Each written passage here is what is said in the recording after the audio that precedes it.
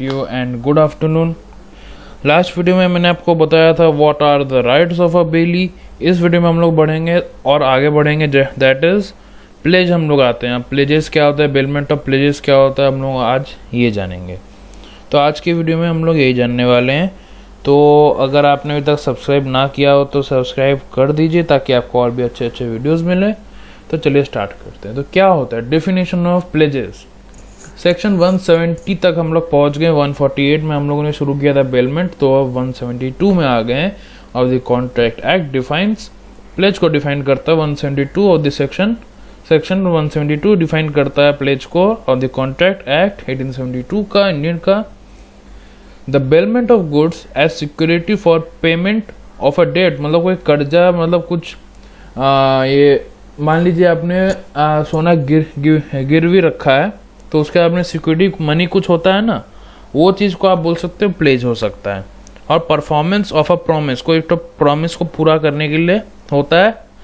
For the bailment of goods as security, ये security word पे आप ध्यान दीजिएगा। इट फर्दर प्रोवाइड्स दैट, इसमें इस केस में मतलब प्लेज जब आप पढ़ोगे तब बेलर जो और बेलर और बेली जो था, दोनों टर्म्स जो थे बेलमेंट में, वो दोनों बन जाएंगे। बेलर बन जाएगा पॉनर और बेली बन जाएगा पॉनी। प्लेज में ये दोनों टर्म्स चेंज हो जाते हैं। अब सेक्शन 172 से 176 of the contract act incorporate the common law.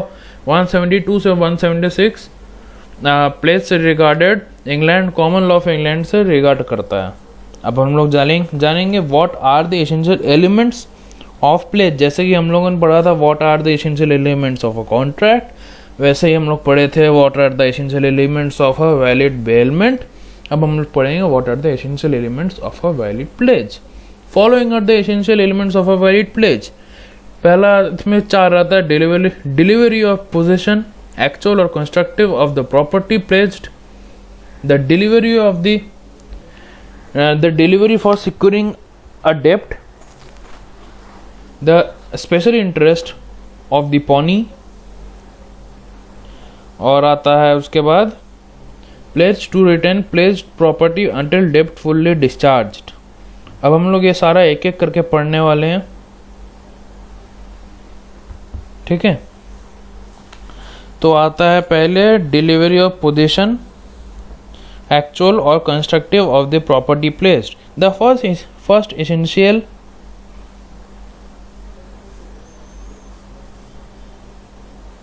The first essential element of the pledge is the delivery of the position of the pledged property। मतलब जो भी प्रॉपर्टी को आपने प्लेज किया है, मतलब जो भी रिटेन किया है, बेलमेंट में तो बेल किया जाता है, तो जो भी इसमें मैंने आपको बताया कि इसमें से एज अ सिक्योरिटी डिपॉजिट हुआ है, मतलब बेलमेंट ऑफ गुड्स, मतलब गुड्स को बेल किया गया है एज सिक्योरिटी रीजंस।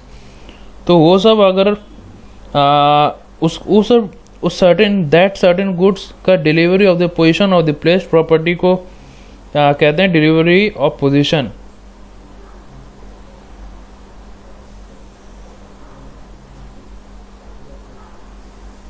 और कंस्ट्रक्टिव का यहाँ पे मतलब होता है beneficial for purpose.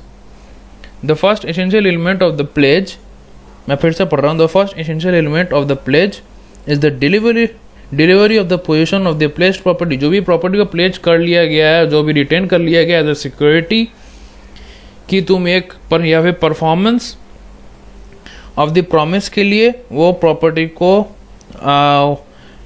Placed property, मतलब उसको अपने साथ रख लिया है।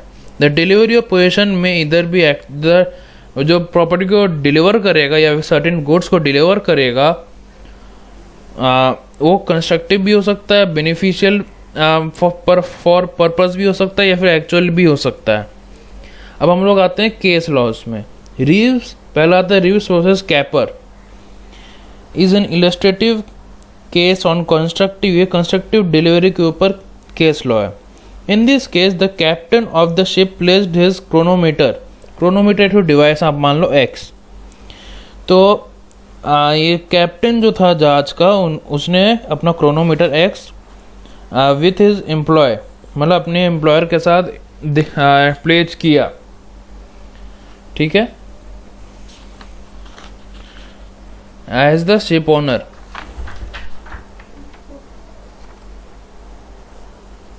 ठीक है। In this case the captain of the ship placed his chronometer with his employer the ship owner. Employer जो था वो शिप ओनर था। The captain was allowed to keep the chronometer. Captain को अलाउ कर दिया था शिप ओनर ने कि तुम क्रोनोमीटर रख सकते हो, मतलब तुम एक्स रख सकते हो, सर्टेन गुड्स रख सकते हो, और तुम यूज भी कर सकते हो। And to use it for the purpose of a voyage, अपने तो जर्नी के लिए तुम यूज कर सकते हो क्रोनोमीटर को। लेटर ऑन, बाद में, the captain placed it again with another person. जो कैप्टन था उसने दूसरे आदमी के साथ फिर से कर दिया pledge. It was held that the first pledge was valid. ये डिसाइड किया गया था बाय द कोर्ट दैट पहला जो प्लेज किया गया था जो था एक तो शिप ओनर और कैप्टन के साथ, वो वैलिड था, as it was a case of constructive delivery. ठीक है, क्योंकि इसमें तो क्या वो जो कैप्टन था उसको तो वो तो बेनिफिटेड हुआ क्योंकि उसका पर्पस सर्व हुआ, क्योंकि वो क्रोनोमीटर ले गया, वो वॉयज में इस्तेमाल कर पाया, इसलिए उसका पर्पस सर्व हुआ, वो बेनिफिट हुआ उसको। अब आते हैं हम लोग इंडियन केस लॉ में, वो भी कंस्ट्रक्टिव ही है, कंस्ट्रक्टिव डिलीवरी के ऊपर ही है। The Indian case on constructive delivery is bank of Chittoor versus Narasimbalu, where in the bank allowed the property place to them. Bank ने अलाउ किया प्रॉपर्टी सर्टेन आदमी लोग को pledge to them, cinema projector और एसेसरीज को दिया, प्लेज कर दिया, टू रिमेन एज मतलब सिनेमा प्रोजेक्टर या एंड एसेसरीज को उसके साथ जो प्लेज कर रहा था, एक्स और वाई दोनों प्लेज कर रहे हैं एक दूसरे के साथ, तो इसमें सिनेमा प्रोजेक्टर एंड एसेसरीज को उन वाई के साथ रहने दिया। एक्स ने प्लेज किया तो वाई ने अपने साथ रख लिया as security with the pledgers who sold it to a third person. It was held that it was a case of constructive, ये चीज़ डिसीजन हुआ था कोर्ट का कि ये जो पूरा केस जो हुआ था वो कंस्ट्रक्टिव डिलीवरी का हुआ था, and therefore the sale was subject to the pledge, और जो सेल था वो सब्जेक्ट टू द प्लेज के सब्जेक्ट में था। There may also be a situation wherein the delivery may be precede pledge को भी आगे बढ़ सकता, प्लेज के भी आगे बढ़ सकता है, ऐसा भी कुछ कंडीशंस आ सकते हैं।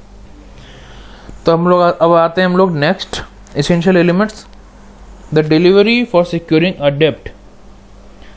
The delivery of position should be to secure अ डेप्ट। जो भी पोजीशन जो भी प्लेज में हुआ है, जो भी पोजीशन मतलब जो भी सिक्योरिटी डिपॉजिट जो है, मतलब आपने गहने गिरवी में दिए, मतलब एक्स ने अपना ज्वेलरी दिया वाई को, वाई ने कुछ पैसा दिया, तो ये होता है pledge. The delivery of the position should be to secure अ डेप्ट। इसमें जो है the delivery of the position should be to secure अ डेप्ट। डेप्ट मतलब कोई कर्जा चुकाने के लिए आपको पोजीशन को डिलीवर करना होगा ताकि वो कर्जा चुक जाए, और हो परफॉर्मेंस ऑफ अ प्रॉमिस, या फिर कुछ परफॉर्मेंस करना है उसके जगह आप डिलीवरी का पोजीशन कर दिए तो भी वो भी मान लिया जाएगा। ठीक है, ये आता है आपका सेकेंड पॉइंट। थर्ड आता है आपका special interest of the pawnee. The third essential element of a pledge is that the pawnee gets only a special interest in the property pledged. इसमें आता है third essential element of the pledge में आता है कि pony जो था, मतलब बेली जो है इस केस में, उसको एक तो स्पेशल इंटरेस्ट मिलता है, special amount of money, certain money, interest आप कुछ भी मनी भी आप समझ सकते हो, कुछ भी समझ सकते हो, ऑफ द प्रॉपर्टी, जो भी गुड्स या प्रॉपर्टी को प्लेज में रखा गया है वो एज ए सिक्योरिटी।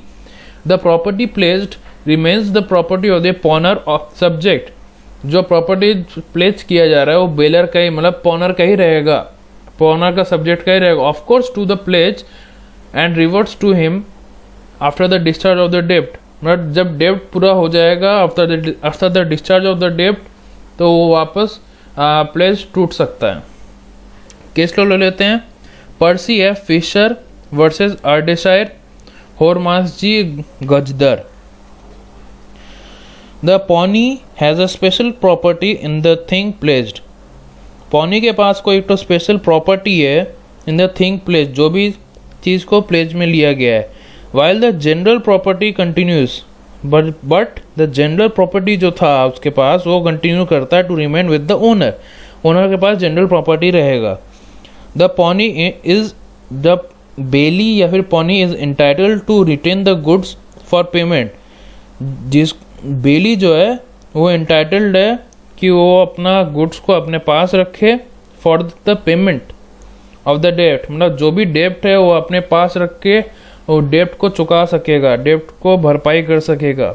इंटरेस्ट हो या एक्सपेंसेस हो incurred by him for the preservation of the goods, मतलब गुड्स को प्रिजर्व करने के लिए जितना भी एक्सपेंस लगा, जो भी इंटरेस्ट लगा, वो सब वो अपना प्रॉपर्टी जो प्लेज में लिया है, मान लीजिए एक्स ने अपना गहना दे दिया वाई को, वाई ने कुछ अमाउंट दिया, तो अभी बेली के पास या फिर पॉनी के पास तो उसका प्रॉपर्टी आ गया, मतलब ज्वेलरी आ गया। तो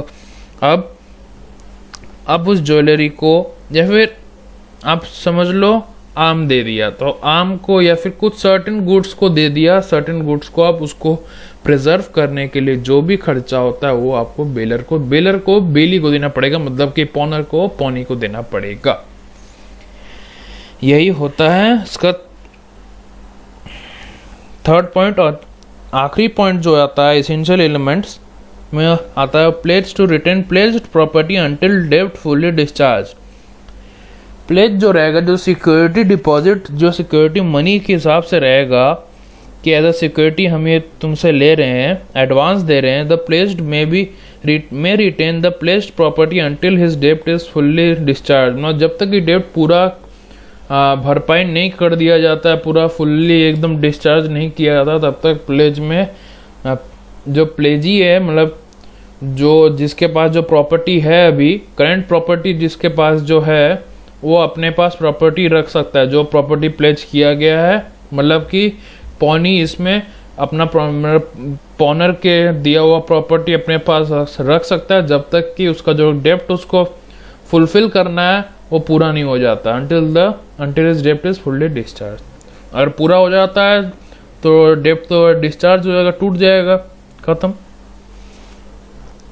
तो आज का क्लास में इतना तक ही रखूंगा। अगले क्लास में आपको डिफरेंस बताऊंगा प्लेज और लियन में क्या डिफरेंस होता है, ठीक है। अगर आपको कोई डाउट आता है तो प्लीज़ आप कमेंट सेक्शन में आप ज़रूर बोल दीजिएगा, और please like share and subscribe कीजिए, ज़्यादा से ज़्यादा कीजिए, ताकि आपको और भी अच्छे अच्छे वीडियोस मिलें। तब तक के लिए stay safe and stay at home. Thank you.